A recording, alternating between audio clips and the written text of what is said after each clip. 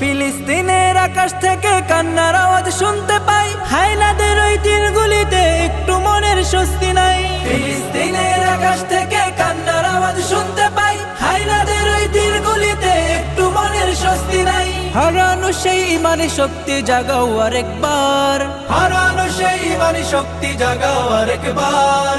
উচ্চ স্বরে তাকবীর বলো আল্লাহু আকবার, আল্লাহু আকবার, আল্লাহু আকবার, আল্লাহু আকবার, আল্লাহু আকবার, আল্লাহু আকবার, আল্লাহু আকবার, আল্লাহু আকবার, আল্লাহু আকবার।